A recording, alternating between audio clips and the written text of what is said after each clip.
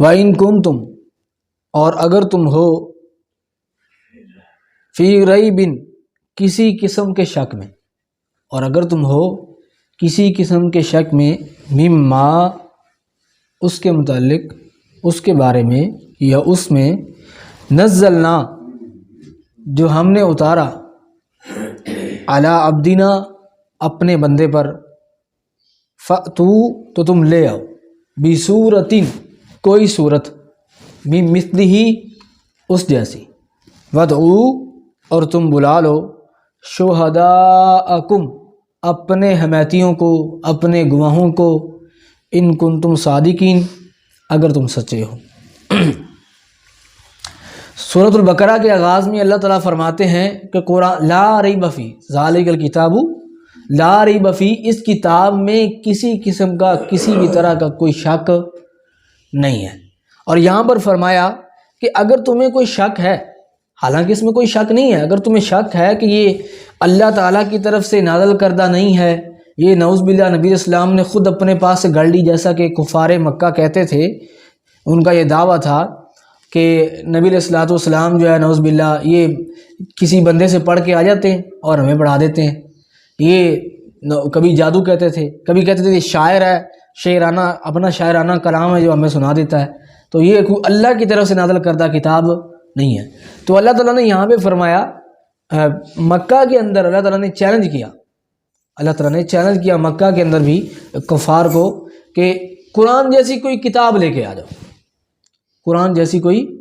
کتاب لا کر دکھا دو تم، اگر تم سمجھتے ہو یہ قرآن نبی علیہ السلام نے خود اپنے پاس سے بنایا ہے، یہ اللہ کی طرف سے نازل کردہ نہیں ہے، تو پھر تم اس قرآن کی طرح، یہ بھی عربی میں ہے، تمہاری ہی زبان ہے، وہی حروف ہیں، اس طرح کی کوئی کتاب بنا کر دکھا دو تم۔ اگر کسی انسان کی بات ہے، بڑے بڑے شاعر ہیں تمہارے، بڑے بڑے ادیب ہیں، بڑے بڑے مفکر ہیں، تو اس جیسی کوئی کتاب بنا لو تم بھی، لیکن وہ ایسا نہیں کر سکے۔ پھر اللہ تعالیٰ نے کہا کتاب نہیں بنا سکتے تو 10 صورتیں بنا لو اس جیسی، لیکن وہ یہ بھی نہیں کر سکے۔ پھر اللہ تعالیٰ نے فرمایا کہ 10 صورتیں نہیں بنا سکتے، چلو کوئی ایک صورت ہی بنا لو، جس طرح کہ یہاں پہ یہ کیا گیا۔ تو مدینہ، یہ سورۃ بقرہ چونکہ مدنی ہے، مدینے کے اندر نازل ہوئی ہے، تو وہی چیلنج، وہی بات دوبارہ دہرائی جا رہی ہے کہ اگر تمہیں اس کے نزول کے بارے میں، اس کے اللہ کی طرف سے نازل ہونے کے بارے میں شک ہے کسی قسم کا بھی، تو تم اس جیسی کوئی صورت بنا لو، تم بھی کوشش کر کے دیکھ لو کہ کسی انسان کا کام ہے، اگر انسان کر سکتا ہوتا تو تم بھی کر لیتے، کسی انسان کا یہ کلام نہیں ہے، وما هو بقول شاعر، کسی شاعر کا کلام نہیں ہے، ٹھیک ہے؟ تو یہ اللہ تعالیٰ کی طرف سے نازل کردہ ہے۔ اور تم بلا لو اپنے حمیتیوں کو اللہ کے علاوہ، اگر تم سچے ہو، ٹھیک ہے؟ تو جتنے بھی تم نے اپنے خدا اور اپنے بت معبود بنا رکھے ہیں، ان کو بھی اپنے ساتھ ملا لو اور خود بھی شامل ہو جاؤ اور اس جیسی کوئی ایک صورت بنا کے دکھا دو، لیکن وہ ایسا نہیں کر سکتے۔ تو قرآن مجید نبی علیہ الصلوۃ والسلام کا سب سے بڑا معجزہ جو قیامت تک رہنے والا ہے۔ اللہ رب العزت نے جتنے بھی نبی آئے نا، ان کو معجزات عطا کیے۔ معجزہ کیا چیز ہوتی ہے؟ معجزہ اصل میں ایسی چیز ہوتی ہے جو عام فطرتاً نہیں ہو سکتی، انسان کے بس کی بات نہیں ہے، عام طور پہ فطرتی طور پہ نہیں وہ کام کیا جا سکتا، لیکن اللہ تعالیٰ اپنے نبی کے ذریعے وہ کام کروا دیتا ہے۔ اور ہر قوم میں جو چیز کمال کو پہنچی ہوئی تھی نا، جس چیز میں ان کی انتہائی مہارت تھی، اللہ تعالیٰ نے اپنے نبی کو اسی چیز میں معجزہ عطا فرمایا اور ان کا مطلب جواب دیا۔ حضرت موسیٰ علیہ السلام کے دور میں جادوگر بڑے تھے، جادو اپنی انتہا کو پہنچا ہوا تھا، تو اللہ تعالیٰ نے موسیٰ علیہ السلام کو اسی طرح کے معجزات عطا فرمائے۔ لاٹھی کو پھینک دے تو سانپ بن جاتی، اور اسی طرح ہاتھ بغل میں ڈال کے نکالتے تو چاندی کی طرح بن جاتا۔ حضرت عیسیٰ علیہ السلام کے دور میں حکمت بڑی تھی، یہ فلسفی اور جو ہے سائنس، یہ طب، یہ بہت زیادہ تھی، یونانی طب مشہور ہے۔ تو اللہ تعالیٰ نے حضرت عیسیٰ علیہ السلام کو اسی طرح کے معجزات عطا فرمائے۔ کوڑی والا مریض ہوتا، ہاتھ لگاتے صحیح ہو جاتا، مٹی کا پرندہ بنا کے اس میں پھونک مارتے وہ اڑنے لگ جاتا، مردے کو کہتے زندہ ہو جا، وہ زندہ ہو جاتا، ٹھیک ہے؟ اور نبی علیہ السلام کے دور میں کفار قریش وہ جو ہے وہ لغت میں، ادب میں ماہر تھے، شاعری میں بڑے ماہر تھے، اپنی عربی زبان میں، تو اللہ تعالیٰ نے ان کے لیے منہ توڑ جواب نبی علیہ السلام کو معجزہ قرآن مجید کی صورت میں عطا فرمایا، اور اس جیسا وہ اس کا جواب اور اس کی مثل نہ لا سکا ہے کوئی، اور نہ ہی قیامت تک کوئی لا سکے گا۔ تو یہ اللہ تعالیٰ نے یہاں پہ چیلنج فرمایا۔ فَإِن لَمْ تَفْعَلُوا، پھر اگر تم نے ایسا نہیں کیا، وَلَن تَفْعَلُوا، اور ہرگز نہیں کر سکو گے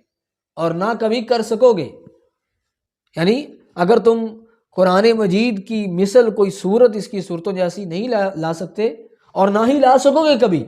قیامت تک کوئی نہیں لا سکے گا، فَاتَّقُوا النَّارَ الَّتِي، تو بچ جاؤ اس آگ سے، وَقُودُوهَا، جس کا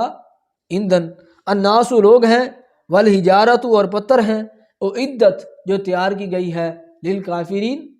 کافروں کے لیے۔ تو اللہ تعالیٰ نے فرمایا کہ اس آگ سے بچ جاؤ جس کا ایندھن لوگ ہیں اور پتھر ہیں۔ عام جو دنیا کی آگ ہے اس میں ہم پتھر پھینکے تو وہ بجھ جاتی ہے، وہ ختم ہو جاتی ہے، جلنا بند ہو جاتی، لیکن جہنم کی آگ کی شدت اور سختی اس قدر ہے کہ اس میں پتھر اس کا ایندھن ہوں گے، اس کو جلانے کے لیے پتھر استعمال کیے جائیں گے اور لوگ اس کا ایندھن ہوں گے۔ ہم آگ کے لیے ایندھن کیا، لکڑیاں وغیرہ، کوئلہ ہوتا ہے نا، تو وہاں پہ انسان اور پتھر اس آگ کا ایندھن ہے۔ اللہ تعالیٰ ہمیں محفوظ فرمائے، اور فرمایا کہ وہ کافروں کے لیے تیار کی گئی۔ بنیادی طور پہ جہنم جو ہے وہ اللہ تعالیٰ نے کافروں کے لیے تیار کی ہے، اس میں کافروں کو عذاب دیا جائے گا۔ اگر کوئی مومن اس میں جو جائے گا وہ اپنے کسی کفریہ کام کی وجہ سے جائے گا، اپنے کسی نافرمانی کی وجہ سے اس میں جائے گا، اپنی سزا پوری کرے گا۔ جس نے شرک نہیں کیا اپنی سزا پوری کرے گا، اور اللہ تعالیٰ ایک وقت کے بعد اسے جنت کے اندر داخلہ نصیب فرما دیں گے۔ اور یہاں ایک اور بات بھی ہے کہ جہنم جو ہے، جہنم وہ موجود ہے۔ سلف صالحین کا یہی عقیدہ ہے کہ جہنم اس وقت بھی موجود ہے، جبکہ بعض جو باطل نظریات رکھنے والے لوگ ہیں وہ اس چیز کا انکار کرتے ہیں کہ جہنم اب موجود نہیں ہے۔ اللہ تعالیٰ فرماتا ہے کہ وہ تیار کی گئی ہے، یعنی وہ تیار ہے، وہ موجود ہے، اور کافروں کو عذاب مل رہا ہے۔ تو یہ سبق آج کا، اللہ تعالیٰ ہمیں سمجھنے اور عمل کرنے کی توفیق عطا فرمائے۔